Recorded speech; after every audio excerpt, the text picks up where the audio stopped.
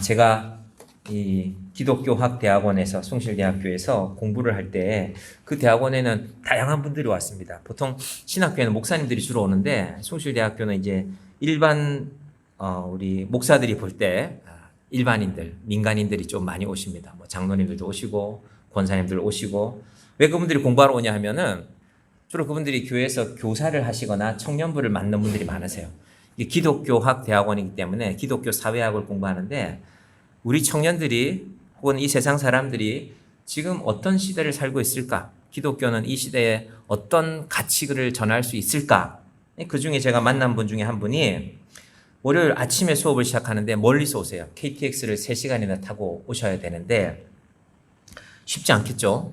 주일날 사역하고 월요일 새벽에 일어나서 아마 새벽 기도를 갔다가 급하게 역에 가서 KTX를 타고 그러니까 9시는 잘 못 맞추시고 보통 이분이 한 9시 반쯤에 수업에 들어오십니다. 늘 보면 피곤해 하시는 것 같아요. 제가 하루는 커피를 한 잔 뽑아서 그분을 드리면서 얘기를 잠시 나눠보니까 청년부를 담당하신대요. 저도 그때 청년부 담당하고 있었거든요.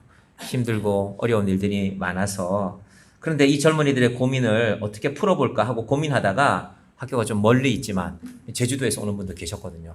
제가 공부를 하러 왔습니다. 과연 이 고민이 해결될 수 있을지는 모르겠지만 하고 이분이 왔습니다. 6시쯤 오후 6시에 수업을 마치고 다시 서울역에 가서 KTX를 타고 집에 가면 이분이 한 10시간 넘는 시간인데 이분이 어느 날 말씀하시기를 제가 다음 주부터는 월요일 날 서울에서 자고 화요일 날 그 교회 고등부 출신들 본인이 사역하시는 교회 고등부 출신들이 서울이나 이렇게 수도권 대학에 올라와 있는 아이들이 여러 명 있는데 한 해에 한 50명에서 100명 사이가 올라온대요. 그 아이들 신방을 하기로 했습니다. 부모님들이 요청하셨고 담임 목사님도 그렇게 하라고 말씀을 하셨기 때문에 이제 이렇게 서울에서 하루 잘 수 있는 비용 이제 그런 이 비용들도 집 이렇게 교회에서 마련해 주셨다고 야 참 좋은 교회구나 그렇게 생각했습니다. 근데 이분이 막상 청년들을 신방을 하면서 얼굴에 근심이 많이 생겼어요. 그래서 제가 지난주에는 어떤 신방하셨습니까? 지난주에 이런 대학교 가봤습니다. 또 직장 생활하고 있는 청년들도 만났습니다. 어떤 고민이냐 하면 고등학교 때는 열심히 신앙생활하고 또 열심히 공부해서 이제 대학에도 간 이 아이들을 신방해 보니까 심지어 이런 말을 하는 친구들이 여러 명 있었다는 겁니다. 목사님, 저를 이렇게 멀리까지 신방해 와 주신 거는 감사한데 제가 사실은 고등학교 졸업하면 교회 안 나가려고 했었습니다. 충격이잖아요. 뒤통수를 망치로 맞는 것 같이 충격이었대요. 한 명이 아니라 여러 명이 그랬대요. 왜 그럴까? 곰곰이 생각해 보니까 부모님이 계실 때는 부모님의 영향 아래서 제가 교회 나갔습니다. 좀 지사하시면 안 나가면 또 용돈도 안 주고 그러니까 우리는 그렇지 않지만 우리 교인들은 그래서 제가 나갔는데 제가 학교에서 배우는 것이 교회는 1시간 가잖아요. 주일날. 근데 학교에서 배우는 것을 학교는 계속 나가 있잖아요. 뭐 과학 시간 외에도 기본적으로 지금 학교에서 가르치는 것은요.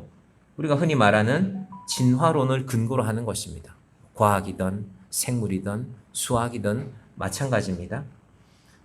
자기 가치를 지킬 수가 없더라는 겁니다. 뭐 그거 갖고 의문도 나고 질문도 해보곤 했지만 그래서 저는 교회를 떠나기로 했습니다. 문제는 이 친구가 그렇게 말하면 궁금해할 거 아닙니까? 고향에 있는 부모님들이 목사님 우리의 신앙생활 잘하고 있습니까? 교회는 잘 나가고 있습니까? 대학이 어디면 그 대학에 따라서 너는 이 교회 나가면 좋겠다. 그 청년부 있는 교회들도 다 연결시켜줬대요. 그 청년부 목사님에게도 전화하고 우리 교회 아이가 가는데 그 대학교 가게 됐는데 목사님 신앙생활 잘 할 수 있도록 부탁을 드립니다. 근데 이게 여기서 끝이 아니라 결혼한 친구들 이분이 고등부를 한 7, 8년 하시다가 지금은 청년부를 맡고 있는데 청년부에서 결혼한 친구들은 이런 얘기를 하더랍니다. 목사님 이건 이제 이렇게 솔직한 얘기입니다. 제가 결혼을 하면 이 교회를 떠날 겁니다. 이 교회를 떠나서 자매가 있는 교회에 나갈 겁니다. 처음에는 그렇게 얘기했대요. 자매들도 제가 결혼을 하면 형제가 있는 교회를 나갈 겁니다. 그런 줄 알았대요. 자기는. 한 1년쯤 지나니까 양쪽을 다 안 나가더래요. 더 놀라운 사실을 들었대요. 그 중에 이렇게 숨길 수 없는 청년들이 말하기를 목사님 저희 사실 결혼하면 교회 안 나가려고 했었어요. 라는 청년들을 만나게 되니까 이분이 너무 마음이 아픈 겁니다. 왜 그랬을까? 가치가 세상의 가치를 하나님을 믿는 가치가 이기지 못하니까 떠밀려가는 것입니다. 가치라는 건 뭐냐 하면요. 더 좋은 것을 선택하는 거거든요. 여러분도 지금 뭔가를 선택해서 오늘도 아마 여기 오실 때 고민했을 거 아닙니까? 교회를 갈까 말까? 잠을 잘까? 고민하다가 나오셨겠죠? 여러분 대학생이 되어서 혹은 결혼을 하면서 교회를 떠나는 청년들을 보면서 이분이 그 가치라는 문제 때문에 그 당시에 이분이 서울에 있는 한 교회의 담임 목회자로 청빙되는 과정이었어요. 청빙되는 이유는 이 목사님이 고등부 잘하기가 쉽지 않은데 고등부를 많이 모아서 고등부를 부흥시켰으니까.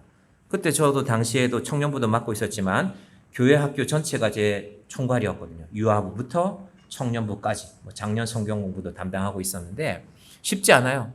8개 부서, 때로는 10개 부서를 담당하다 보면은 정말로 좋은 고등부 사역자를 구하기가 쉽지 않습니다. 지금은 웬만한 교회 담임 목사님들은 다 아는 내용입니다. 고등부 사역자 구하기가. 심지어 고등부 안 하려고 그래요. 힘드니까. 그래서 이분은 고등부를 잘하는 것 때문에 서울에 있는 꽤 유명한 교회 담임 목사님으로 청빙되는 과정에 있었는데 이분이 그 청빙서를 돌려받았어요. 왜? 제가 고등부를 부흥시켰다고 했는데 제가 몇 달 신방해 보니까 이거는 잘못된 거기 때문에 대단히 양심적인 분이죠. 저 같으면 그냥 갔을지도 몰라요. 나는 어쨌든 열심히 했으니까. 그리고 나서 이분이 그 신방을 어쨌든 1년 동안 약속했기 때문에 계속 신방을 하고 때때로 그분의 이야기를 들었습니다. 여러분 신앙은 가치가 바뀌는 것입니다. 오늘 아브라함 이야기가 그 말씀입니다. 우리가 혹시 아브라함의 얘기를 들으면서 저도 극동방송에서 그런 설교 들은 적이 있습니다. 오늘 보면 아브라함이 양보했거든요. 양보. 6절과 7절에 보면은 아브라함의 종들과 롯의 종들이 서로 싸웠으니까 아브라함이 양보해서 롯 네가 좋은 거 택해라. 조카야 네가 좋은 땅에 가면 나는 네가 선택하지 않은 거 선택하겠다. 얼마나 좋냐. 양보하니까 하나님이 동서남북에 있는 땅을 다 아브라함에게 주셨다. 그럴듯하지만 본문을 잘 보면 그런 의미는 아닙니다. 그래서 오늘 설교의 제목은요. 양보하라가 아니라 나를 떠나가라. 제가 그렇게 제목을 지어보았습니다. 왜 그럴까? 그럼 세상에는 좋은 사람들이 많습니다. 교회도 좋은 사람들이 있어야 돼요. 푸근하고 착하고 양보 잘하고 우리가 다 그런 사람들이잖아요. 그죠? 왜 말씀을 안 하세요? 우리가 다 그래서 지금 여기 있는 거 아닙니까? 그런 것도 필요하지만 사실은 신앙은 그 차원을 좀 뛰어넘는 겁니다. 자, 9절 한번 보십시오. 9절 보면 분명히 양보하는 것 같거든요. 내 앞에 온 땅이 있지 아니하냐? 나를 떠나가라. 내가 좌하면 나는 우하고 내가 우하면 나는 좌하리라. 여러분 양보하십시오. 양보하면 더 큰 복을 받습니다. 그런 것이 오늘 설교의 결론이 아니라 왜 나를 떠나가라고 했을까? 자, 지금까지 아브라함의 인생을 한번 돌아가 보겠습니다. 아브라함이 갈대아 우르, 요즘 말로 하면 세계에서 제일 발달된 도시, 프랑스 파리나 제 거 아니죠. 서울이나 런던이나 막 이런 데 살았단 말입니다. 발전된 문명의 도시 살았는데 하나님이 어느 날 아브라함에게 떠날 것을 말했어요. 근데 한꺼번에 가지 못하고 하란이라는 도시까지 갑니다. 우리 서울에서 부산 간다고 생각하고 대전쯤 갔어요. 분명히 하나님은 부산까지 가기를 원했는데 대전에서 멈춰 있어요. 대전에서 멈춰 있으면 이렇게 내려가면 부산으로 갈 수도 있고 이렇게 내려가면 광주로 갈 수도 있잖아요. 그 지점에 아브라함이 멈춰 있는 것입니다. 왜냐하면 지금 여기서 더 떠나가면 자기가 갖고 있는 것을 다 잃어버리기 때문에 상실하기 때문에 이 문명권을 벗어나면 그렇습니다. 자, 그래서 그런 아브라함이었는데 당시 아브라함의 상황은 이랬습니다. 아브라함은 결혼했지만 자녀가 없었고 형이 있었는데 하란이라는 형이 아들을 낳았는데 그 아들이 많이 자랐어요. 롯이라는 아들이 아브라함이 그 아들을 형은 죽었고 그 아들을 양자처럼 데리고 살고 있었습니다. 근데 하나님이 너의 친척과 아비 집을 떠나라고 했는데 떠나지 못하고 있었습니다. 여러 가지 걸리는 게 있었겠죠. 아버지도 걸렸고 결국은 그 아버지가 돌아가시니까 아브라함이 떠나갔습니다. 여러분도 신앙생활 하시면서 걸리는 게 있잖아요. 그래서 어떤 선택을 했다 그랬죠? 지난 시간에 부분적인 순종을 한다고요. 하나님, 제가 요만큼 했습니다. 요만큼 하신 건 인정해줘야죠. 놀랍게도 하나님이 부분적인 순종을 했는데도요. 아브라함이 떠날 때 뭘 많이 챙겨주세요. 하란을 떠날 때도 챙겨주시고요. 심지어 애굽 땅에 내려가서는 하나님이 주신 가나안 땅까지 왔는데 기근이 오니까 아브라함이 고민하지 않고 애굽 땅으로 갑니다. 이거 제가 이렇게 해석해 보겠습니다. 갑자기 문제가 생겼어요. 내가 신앙생활을 하고 있지만 용하다니까 저 무당이 한번 찾아가 볼까? 우리 친구는 저 무당 찾아가서 뭐 답을 잘 얻은 것 같은데 그런 일이 벌어진 것입니다. 아브라함 당시에는 무당은 없으니까 아브라함이 그런 선택을 했던 것입니다. 이때 아브라함이 뭘 믿고 있냐면요. 12장 2절 말씀을 분명히 들었거든요. 12장 2절 말씀이 뭐냐 하면요. 내가 너로 큰 민족을 이루고 내게 복을 주어 내 이름을 장대하게 하리니 너는 복이 될지라. 너, 내. 이 아브라함에 대한 말이 4번이나 나오는데 아브라함이 이걸 어떻게 해석하냐 하면은 내가 복을 받는 건 내 자손이 창대하게 되는 건 내가 지금 데리고 있는 이 조카 롯이 앞으로 많은 자손들의 그런 자손을 낳는 사람이 되겠구나. 그럼 그게 내 자손이지. 아브라함 마음대로 이렇게 해석하고 있습니다. 그럼 우리도 이렇게 해석 잘합니다. 자, 우리의 기도를 한번 잘 생각해 보시면 우리는 하나님의 뜻대로 되기를 원합니다. 이렇게 기도 안 하는 사람이 어디 있습니까? 그런데 그 순서가 좀 달라지지 않나요? 내가 좋은 건 일단 선택하잖아요. 내가 이걸 선택했습니다. 내가 선택한 것. 하나님, 내가 이걸 선택했으니까 이게 하나님의 선택 맞지요? 혹시 하나님에게 강요하지 않습니까? 짜장이랑 짬뽕이랑 먹으러 갔는데 짬뽕 시켜놓고는 짬뽕 국물이 좋다 하고는 너도 짬뽕 좋아하지? 이러면 매운 거 싫어하는 사람 대단히 부담되죠? 문득 제가 이렇게 좀 유치한 비유지만 이렇게 봅니다. 여러분, 우리가 항상 기도할 때 우리 상황이 그럴 때가 많지 않습니까? 하나님, 이게 내가 원하는 겁니다. 하나님이 봐도 괜찮지 않습니까? 내가 원하는 것 하나님이 주시면 됩니다. 이게 하나님의 뜻 아닙니까? 여러분, 아브라함이 저처럼 말하지 않지만 지금 아브라함의 선택이 그렇게 닮아가고 있습니다. 그리고 그래서 아브라함이 롯을 놓아주지 못합니다. 이 롯이 없으면 안 되는데 롯이 앞으로 아브라함의 이 많은 재산 다 물려받아야 되는데요.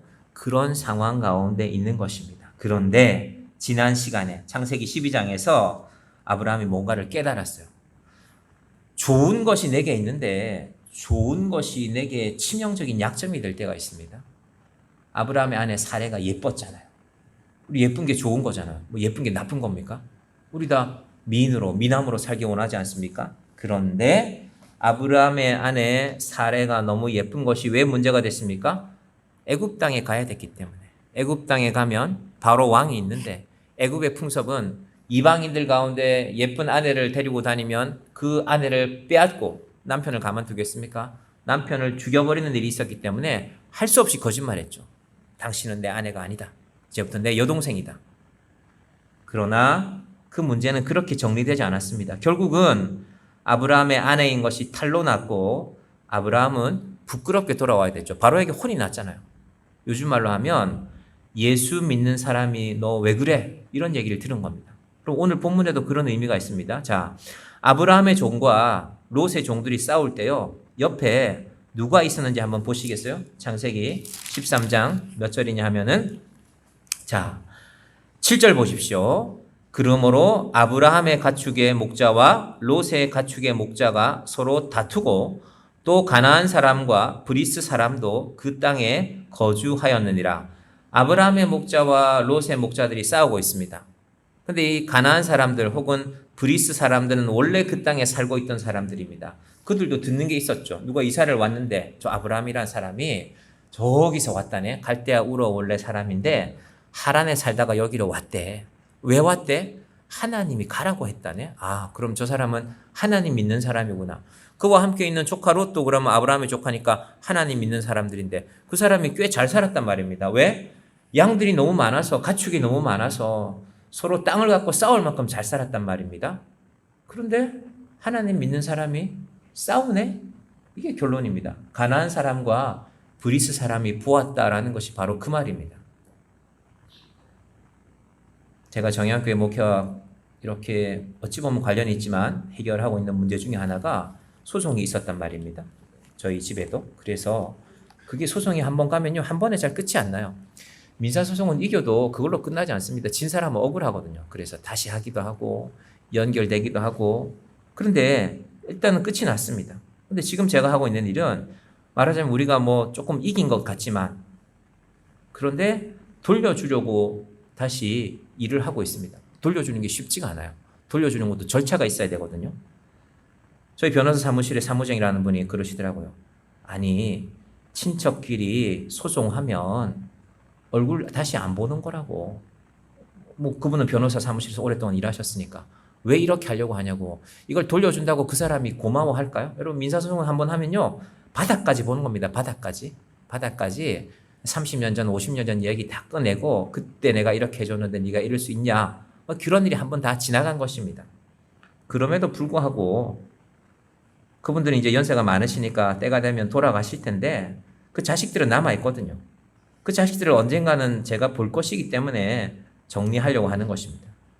하나님께서 이 아브라함과 롯의 목자들이요 부자였는데 싸웠어요. 저는 여러분이 부자이기를 바랍니다. 형제들과 싸우지 않을 만큼. 여러분이 부자가 되시는데 형제들과 싸우지 않을 만큼 그 자신 있으십니까? 재벌들이 왜 싸웁니까? 많아서 싸우는 거 아니에요. 없으면 안 싸웁니다. 우리 믿음이 대부분 우리의 인격이나 믿음이 이걸 잘 못 따라가요. 왜냐하면 일단 많아야 좋거든요. 자, 아브라함 상황 보십시오. 많습니다. 13장 1절 2절 보십시오. 자, 같이 볼까요? 아브라함이 애굽에서 그와 그의 아내와 모든 소유와 롯과 함께 네겝으로 올라가니. 자, 1절의 순서를 장로님 죄송하지만 한번 띄워주시면요. 1절의 순서를 잘 보세요. 아브라함이 돌아왔잖아. 근데 하나하나 기록하는 순서가 있습니다. 어떻게 됩니까? 창세기 13장 1절에 보시면요. 순서대로 가면 이대로 있습니다. 장로님, 여튼 잘 감사합니다. 아브라함이 애굽에서 돌아오는데 어떻게 돌아와요? 그와 아브라함이죠. 그 다음에 두 번째가 그의 아내와 사레죠. 여기까지는 순서가 괜찮아요. 세 번째가 뭡니까? 그가 애굽에서 모든 소유와. 잘못된 거 아닙니까? 롯이 먼저 나와야 되지 않아요? 조카인데, 사람인데. 아브라함의 순서를 잘 보면 조카가 중요하지만 재산이 더 중요한 겁니다. 그래서 성경이 이렇게 기록해 놓는 겁니다. 내가 너한테 다 줄게. 심지어 부모 자식 간에도, 형제도 물론이거니와 부모 자식 간에도 재산 갖고는 얼굴 돌리는 경우가 얼마나 많습니까? 그러니까 아브라함이 지금 믿음의 사람이라고 여기까지 왔지만 아직은 상황이 이렇다는 겁니다. 그의 모든 소유와 마지막에 롯이라는 순서가 나옵니다. 롯은 4번입니다. 4번. 이 집에서. 지금 이 상황입니다. 그러고 나서는 2절은 또 뭐라고 합니까? 아브라함에게 같이 볼까요? 시작. 아브라함에게 가축과 은과 금이 풍부하였더라. 왜 2절이 이렇게 자세하게 말할까요? 재산이 중요하니까. 아브라함이 꽤 많았다는 것입니다. 그럼 이게 자랑 아닙니까? 여러분도 재산 많으면 좋잖아요. 그런데 아브라함이 지금부터 하는 행동이 지금까지의 상황과 다릅니다. 가축과 은이 풍부하였더라. 이 풍부하다는 말이 히브리 말로 카바드인데요. 여러분 풍부한 거는 분명히 좋고 하나님도 세상을 풍족하게 만드셨지만 하나님의 관할 아래에 있을 때 좋은 겁니다. 한여름에 하늘에서 눈이 때로는 우박이 내리죠. 우박이 내리면 여름에 농작물들 치명적이지 않습니까? 배추건 뭐든 살아남는 게 없죠.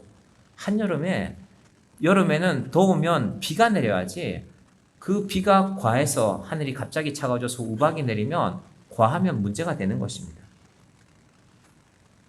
이 카바드란 말이 많이 쓰이는 성경이 구약의 출애굽기입니다. 출애굽기 생각해 보시면요. 애굽 땅에 있는 바로를 벌하실 때 뭐가 많잖아요. 강물에 피도 많고 개구리도 많고 이도 많고 파리도 많고 이거 하나하나 보면 다 필요한 겁니다. 파리도 필요한 때가 있습니다. 이도 필요하고요. 그런데 하나님이 주시는 질서를 벗어나면 사람이 감당할 수 없으면 재앙이 되는 것입니다. 그래도 혹시 여러분 마음속으로 그래도 나는 돈벼락 맞았으면 좋겠네. 그건 여러분 마음이니까 상관없습니다. 그런데 이 많은 게 어떻게 연결되냐 하면요. 7장 14절에 한번 장로님 그 다음에 출애굽기 7장 14절에 있을 겁니다. 자, 한번 같이 볼까요? 여호와께서 모세에게 이르시되 바로의 마음이 완강하여 백성 보내기를 거절하는도다. 이 카바드란 말이 완강하다는 말로도 됩니다. 무슨 말이냐면요. 하나님이 필요한 만큼 주실 때 카바드는 풍부함이지만 하나님의 뜻과 상관없이 하나님 필요 없습니다. 저 재산만 있으면 됩니다 하면은 사람의 마음이 완강해진다는 것입니다. 여러분 사람의 마음이 완강하다는 것이 얼마나 힘듭니까? 말이 통하지 않으면 말을 할 수가 없어요. 그럼 얼마나 힘듭니까? 그래서 카바드란 말을 성경은 이렇게 사용하고 있는 것입니다. 아브라함 입장에서 이게 무슨 말이냐면요. 하나님, 내가 재산이 많기는 한데 이게 의미가 없습니다. 내가 하나님 떠나 살아보니까 바로한테 뭘 많이 얻어왔는데 너무 부끄럽습니다. 브라질에서 이민을 가신 목사님이 아들이 변호사로 일하고 있다는 얘기를 들었습니다. 아들이 열심히 공부했네요. 그런데 아들이 변호사로 일하기 전에 판사로 5년 동안 일했대요. 브라질 이 상파울로 서북 쪽에 있는 어느 도시에서 판사로 일했는데 판사로 5년을 잘 하면 브라질 변호사 협회에서 연락이 온대요.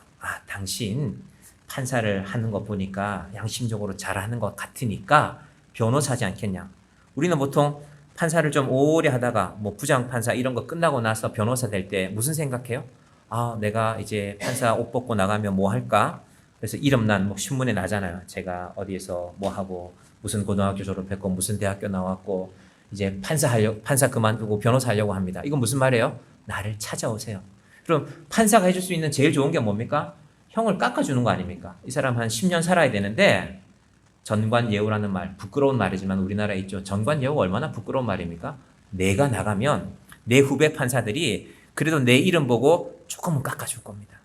그 구속돼야 될 거 내가 집행유예도 만들어주고 한 5년 살아야 될 거 내가 한 2년이나 1년 정도 살게 해주고 당신 회사 경영하는데 문제없게 해줄게요 라는 말을 하는 거 아닙니까? 그게 부끄러운 광고지요. 브라질에서는 여러분 브라질 부패지수가 꽤 높은 나라인데 요즘 우리하고 비슷해졌어요. 대한민국의 부패지수가 좀 높아졌거든요. 브라질에서 판사를 하고 나서 변호사가 되는 거는 그래서 돈을 많이 취하는 건요 대단히 부끄러운 일로. 그래서 언론들이 보도한대요. 판사하다가 변호사인데 저 사람 좀 이상해. 우리나라는 지극히 당연한 일인데. 그 목사님이 난 몰랐는데 제도가 브라질은 그렇더라고. 브라질이 뭐 부패지수가 높다고 우리가 한때 욕했지만 상황이 다른 것입니다. 판사도 했는데 명예 아닙니까? 여러분 한 사람의 인생에 걸린 일들을 재판한다는 것은 얼마나 큰 명예입니까? 그러니까 그 사람을 믿고 법복을 입혀준 건 아닙니까?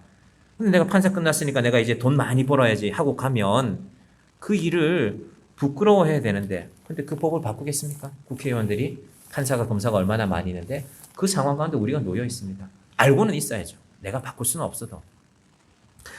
아브라함이 하나님 내가 돈은 많이 받았는데 바로한테 이게 너무 부끄러운 돈입니다. 내가 어쩔 줄을 모르겠습니다. 내가 하나님 믿는 사람인데 바로한테 너 하나님 믿는 사람 왜 그렇게 살아가느냐라는 얘기를 믿는다고 여기 왔는데 지금 이 가나안 땅에 살고 있는 사람들이 혀를 쯧쯧 차고 있으니까 아유 저것들 뭐 하나님 믿는다더니 하는 짓이 저렇구나. 오늘날 교회가 그래서 제가 그 소송이 지나갈 때 동시에 그거 우리 교회 건축도 진행되고 있었거든요. 너무 힘들었습니다. 안 하면 좋겠는데 안 하면 저희 어머니가 너무 힘들어지기 때문에 일단 친구 변호사 말이 방어는 일단 해야 된대요. 그 다음에 정리하더라도 방어를 하지 않으면 이게 어디로 끌고 갈지 모른다고 해서 그 세월을 한 2년, 3년 가까이 그렇게 보냈습니다. 그래서 사실 제가 지금 그거 쳐다보기도 싫은데 또 제가 정리를 해야 돼요. 저희 어머니가 할 수 없는 일이기 때문에. 자, 아브라함이 정리를 하는 것입니다. 하나님, 내가 많이 갖고 있는데 이게 문제가 아닙니다. 내가 하나님 선택하지 않으면 내가 많이 가진 것이 나를 무겁게 합니다. 내 마음을 부끄럽게 합니다. 이것이 창세기 13장 2절에 사용된 가축과 은과 금이 풍부하였더라. 카바드. 많지만 내 마음이 너무 무겁습니다. 아브라함이 인생의 가치를 바꾸는 것입니다. 아까 제가 그 목사님 말씀드렸죠. 교회에서는 열심히 고등부인데 그이는 고등부가 새벽 기도도 했었대요. 일주일에 5일은 못 나오던 아이들이 하루 이틀 그렇게 나오는 아이들이 많았대요. 그 아이들이 그렇게 열심히 공부해서 뭐 남들이 말하는 이름 있는 학교를 갔는데 그런 생각을 하고 있었다니 자기는 믿을 수가 없었대요. 가치가 변하지 않으면. 자, 아브라함이 이런 생각을 하고 있는데 롯은 어떤 생각을 하고 있을까? 이제 롯을 봐야 됩니다. 13장 10절 보면요. 이에 롯이 눈을 들어 요단 지역을 바라본즉 소알까지 온 땅에 물이 넉넉하니 여호와께서 소돔과 고모라를 멸하시기 전이었으므로 여호와의 동산 같고 애굽 땅과 같았더라. 롯이 지금 잘하는 겁니까? 잘 못하는 겁니까? 한편으로는 아주 잘하는 거죠. 왜냐하면 사업하는 사람인데 오늘날로 말하면 목축업 아닙니까? 목축업하는 사람이 좋은 땅을 골라야죠. 물도 풍부하고 풀도 많이 나고 내 소와 양들을 충분히 먹을 만큼 넓은 땅을 찾아서 갔으니까 잘한 것입니다. 그 10절 마지막에 이런 말씀도 있죠. 여호와의 동산 같고 애굽 땅과 같았더라. 애굽 땅. 롯도 애굽 갔었잖아요. 아브라함 따라서 애굽 땅에 가보니까 애굽 땅이 정말 좋거든요. 우리도 가끔 어디를 보면 이 농사 짓는 분들은 특히 제가 충남 홍성이나 보령에서 밭인데 흙이 붉은색이에요. 저희 어머니가 어느 날 그 길을 지나가시다 흙이 참 좋다. 저런 땅에는 고구마를 심으면 참 잘 되는데 농사를 지어 보셨으니까 그렇구나. 농부들은 보는 눈이 있죠. 여러분도 사업을 하면 보는 눈이 있죠. 식당 하는 분들은 이 자리 식당 하면 참 잘 되겠다. 다른 어떤 가게 하는 분들도 이 자리는 그런 가게가 들어서야 되는데 다 보는 눈이 있습니다. 롯도 봤습니다. 여기는 여호와의 동산 같고 에덴 동산처럼 아름다운 곳이다. 풍족한 곳이다. 또 애굽 땅과 같았더라. 우리 세상에 좋은 땅을 보면 사람들의 눈이 있는 것입니다. 이건 잘한 것이지만 롯이 뭘 못 봤습니까? 아브라함이 본 건 못 봤죠. 아브라함도 똑같이 애굽 땅을 봤잖아요. 애굽 땅을 봤지만 아브라함은 농사 잘 되고 목축 잘 되는 것을 생각한 것이 아니라 이것저것이 잘 되어도 하나님이 나와 함께 하지 않으면 안 되는구나. 그래서 결단한 것입니다. 어떤 결단? 떠나가라고. 롯, 너 떠나가라. 동시에 지금 아브라함이 재산도 손해보는 거잖아요. 좋은 땅은 자기가 차지해야죠. 그래야 아브라함 양이 많아질 거 아닙니까? 롯, 너 떠나가고 땅도 좋은 건 네가 차지해라. 이 말은 내가 더 이상 분명히 12장 2절에 보면은 아브라함에게 가축과 은이 풍부하였더라. 13장 1절에 보면은 모든 소유와 롯보다 소유가 앞에 나왔는데 소유도 내려놓겠다. 롯도 내려놓겠다. 이것이 지금 아브라함의 결정입니다. 여러분, 아브라함은 좋은 땅을 택하는 것이 아니라 하나님을 택한다는 것이 오늘 설교의 결론입니다. 우리 인생도 항상 좋은 거 택하고 싶죠. 하나님은 오른쪽에 있을까? 왼쪽에 있을까? 하나님은 어디 가야 있을까? 하나님, 나는 하나님을 택해서 가겠습니다. 라고 말하지만 우리가 가운데 순서를 좀 바꿔놓죠. 좋은 땅을 택해놓고. 하나님, 이거 좋은 땅인 거 알잖아요. 하나님이 지금 여기 계시면 됩니다. 하나님, 그런데 이게 오늘 좀 별로 안 좋아 보이네요. 이쪽으로 좀 옮겨야 되겠습니다. 하나님, 이쪽으로 오세요. 그럼 이것이 우리의 기도가 되지 않기를 바랍니다. 하나님, 이제 다윗의 말씀을 드릴 텐데 하나님을 따라가겠습니다. 하나님이 가는 땅이 하나님이 계시는 곳이 좋은 땅인 줄 저는 믿습니다. 자, 우리 다시 그 목사님 얘기로 돌아가 볼게요. 이분이 서울에 이제 여러 대학을 한 3달, 4달쯤 이렇게 신방을 했어요. 많은 대학을 갔죠. 매주 신방을 했으니까. 직장에도 가보고. 그리고 부모님들에게 얘기하죠. 좋은 얘기는 하기가 쉽죠. 누구가 잘하고 있습니다. 공부도 열심히 하고, 신앙생활도 열심히 하고. 그런데 있는 대로 말해 줄 수가 없더래요. 그 중에 한 학생이 있었습니다. 이분이 신촌에서 서강대학교하고 연세대학교 사이에 어떤 골목을 지나가고 있는데 밤 10시가 다 돼서 이제 집에 가서 본인도 자고 내일 아침에 이제 부산 내려갈 걸 준비하고 있었는데 한 학생이 넘어져 있는데 대학생 같더래요. 근데 그 학생 옷이 이렇게 삐져나와 있는데 아주 독특한 보라색이었대요. 2년 전에 자기 교회가 수련회 할 때 그 티셔츠를 맞췄대요. 아무래도 그 옷 같더래요. 멀리서 보이는데도. 그래서 가까이 가서 봤습니다. 자기가 가르쳤던 학생이 맞습니다. 술에 잔뜩 취해서 쓰러져 있었습니다. 대학생이 술도 한잔 할 수 있죠. 취할 수도 있고. 그런데 이분이 그 자리에 털썩 주저앉았다고 그랬습니다. 그분 부모님 때문에, 이 학생 부모님 때문에. 이 부모님이 교회 근처에 사시는데 자그마한 식당을 하시는데 아침 장사를 하신대. 여러분, 아침에 식당에 준비하는 게 쉽지 않거든요. 아침에 내 밥 챙겨 먹는 거 힘든데 아침에 식당을 준비해서 다른 사람들 밥 먹이는 게 얼마나 힘들겠습니까? 새벽에 교회 나오셔서 기도하시고 아침 장사 시작하시고, 보통 아침에 식당 하시는 분은요 저녁에 일찍 문을 닫거나 저녁 장사를 안 합니다. 근데 저녁에 늦게까지 하시네요. 가끔은 이분이 교회에서 밤에 10시, 11시에 들어갈 때도 식당에 그때까지 불이 켜져 있는 걸 봤습니다. 그래서 마음이 아팠어요. 그 부모님이 무슨 기도했겠습니까? 우리 아들 서울 가서 공부하는데 공부 잘하고 믿음 안에 잘 살기로, 왜 그 기도를 안 했겠습니까? 그래서 이제 부산 가면은 제가 말해버렸네요. 말 안 하려고 그랬는데 만나야 되잖아요. 그 부모님들 교회에서 만나야 되잖아요. 어떻게 얘기를 할까? 분명히 물어볼 건데 내가 간 줄 아니까 그래서 이분이 너무 마음이 아파서 하나 결정한 게 있습니다.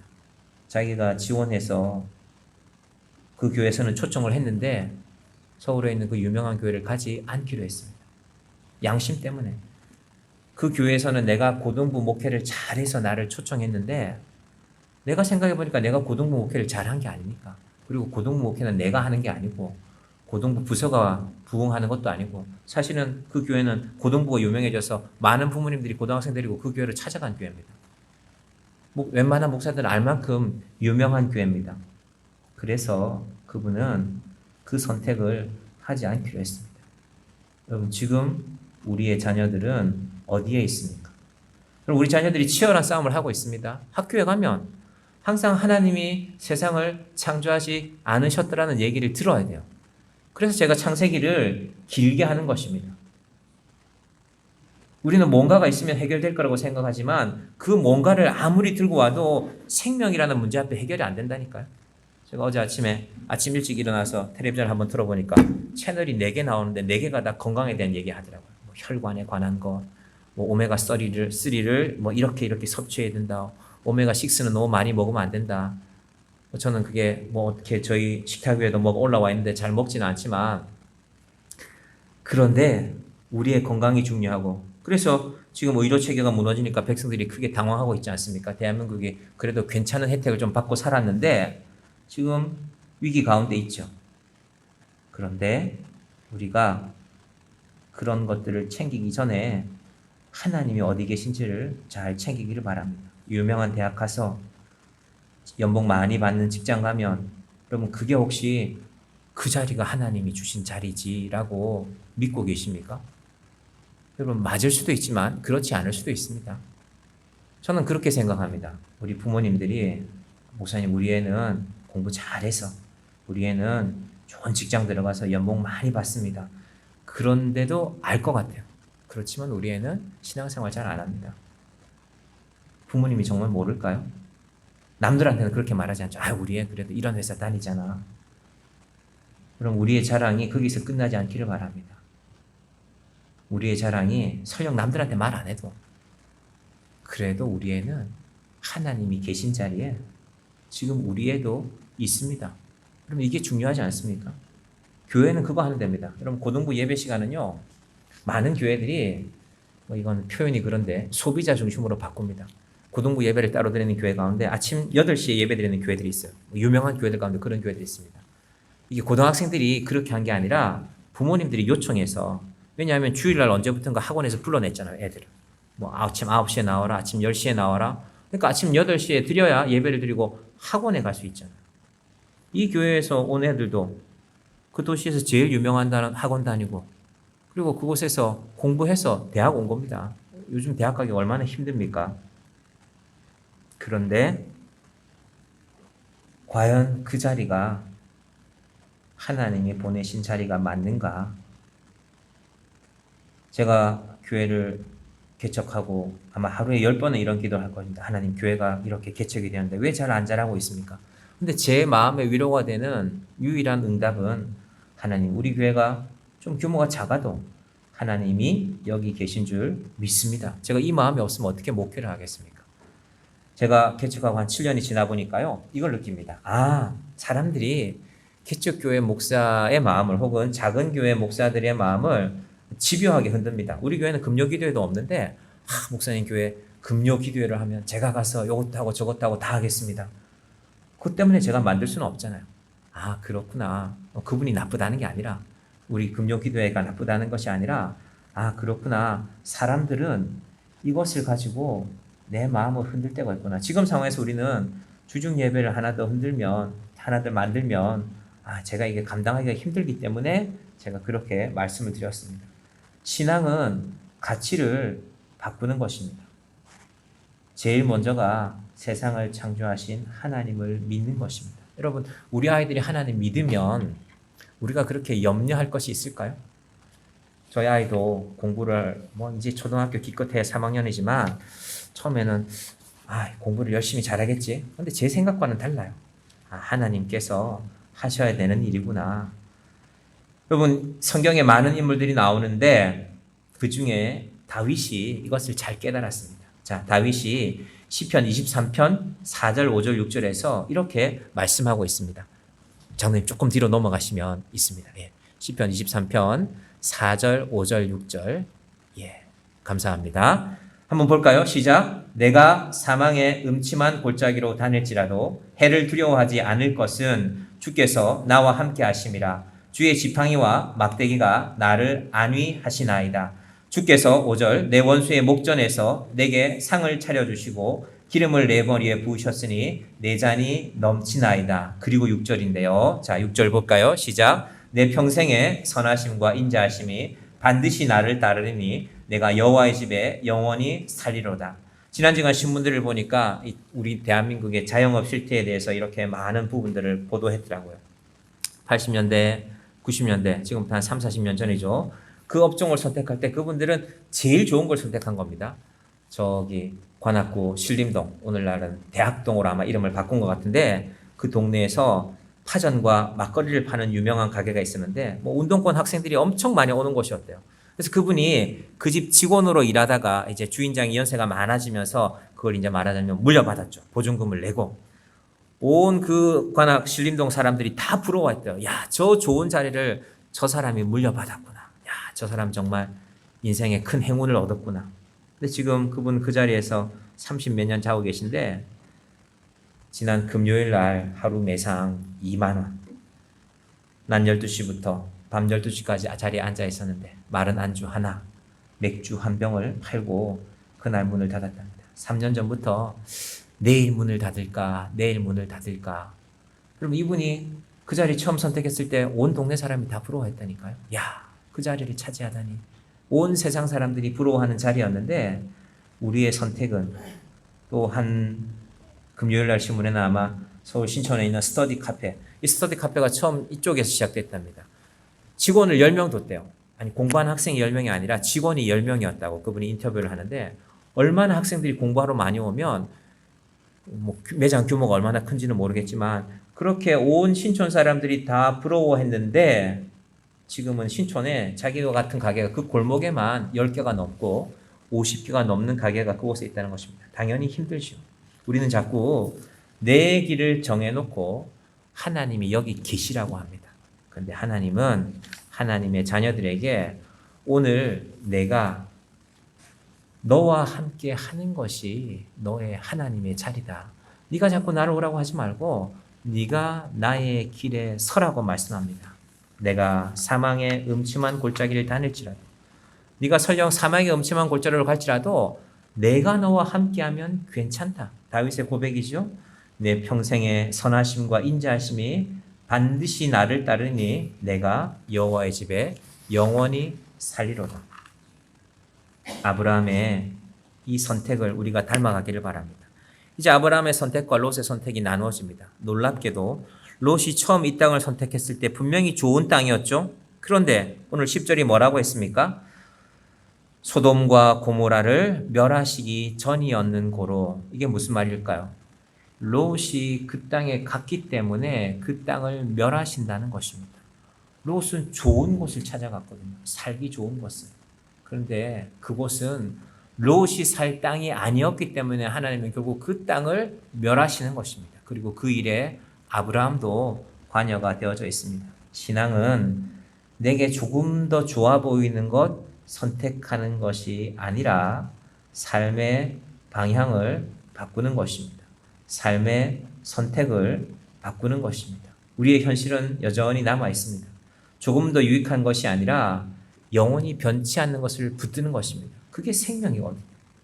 그 생명을 주셨는데 창세기를 제가 이렇게 전반부를 길게 다룬 이유는 그 생명을 사람이 잘 지키지 못하니까 이제 우리가 하나님을 선택하는 자들이 되기를 바랍니다. 우리 자녀들이 어디에 있든지 여러분 자녀들이 크면 다 떠날 거잖아요. 떠났는데 여러분 마음 가운데 하나님 우리 애는 어디 있어도 하나님과 같이 있으니까 괜찮습니다. 여러분 이 고백보다 괜찮은 고백이 어디 있습니까?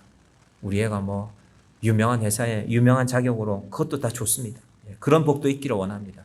그러나 이 복이 먼저 있어야죠. 얘야 너 좋은 회사 가는 것도 중요하지만 너 하나님과 함께 해야 된다. 제가 여러 번 강조했죠. 여러분이 가르쳐야 된다고요. 고등부 전도사님이 가르치는 게 아니에요. 고등부 전도사님은 1시간 맞는다니까요. 제가 예를 들었던 이 목사님은 그 교회는 대단히 훌륭한 교회입니다.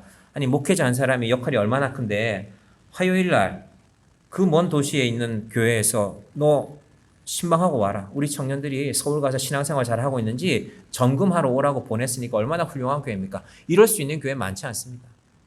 하나님께서 신앙은 부모님을 통해서, 저희 아이는 아직 어리지만 여러분의 자녀들은 자라난 이제 다 큰 자녀들도 있을 것인데 포기하시면 안 됩니다. 왜? 내가 너를 제일 사랑하니까. 여러분보다 여러분 자식을 사랑하는 분이 누가 있습니까? 아무도 없잖아요.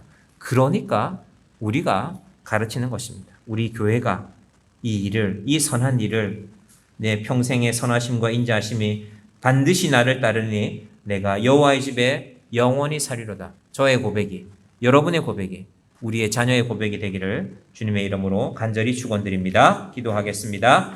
하나님 감사합니다. 우리에게 많은 삶의 문제들이 있습니다. 그래서 우리는 조금이라도 좀 좋은 곳을 택하고 싶습니다. 내 자녀를 어디에 보내야 될까? 내가 어떤 사업을 해야 될까? 내가 어떤 직장을 구해야 될까?